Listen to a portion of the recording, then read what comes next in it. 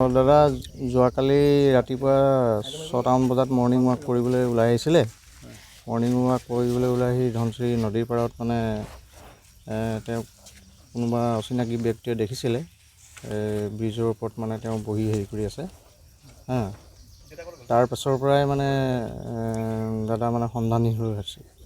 তাৰপিছত যোৱাকালি আমি SDRF মাতি আনি মানে অভিযান চলোৱা হ'ল। অভিযানত কোনো উদ্ধাৰ নহ'ল, কিন্তু আজি ৰাতিপুৱা পুৱা 6:30মান বজাত মোৰ ভনীজোৱাই মানে ইয়াত দেখিবলৈ সক্ষম হয় আৰু উদ্ধাৰ কৰা হয়।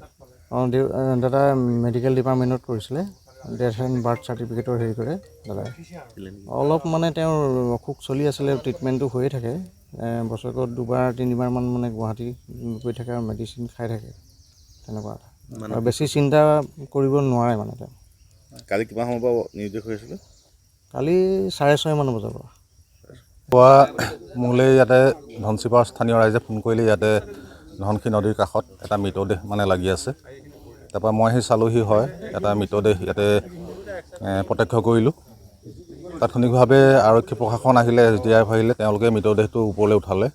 তাৰপিছত যোৱাকালিৰ পৰা ৰাজু গগৈ নামৰ ব্যক্তিজন যিহেতু নিৰ্দিষ্ট হৈ আছিলে, আমি প্ৰচাৰ মাধ্যমৰ জৰিয়তে গম পাইছিলোঁ।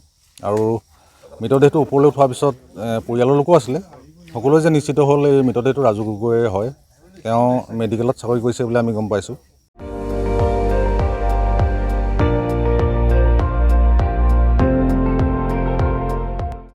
আপুনি চাই আছে ND24, সৰ্বশ্ৰেষ্ঠ নহয় সৰ্বোত্তমৰ দৌৰ।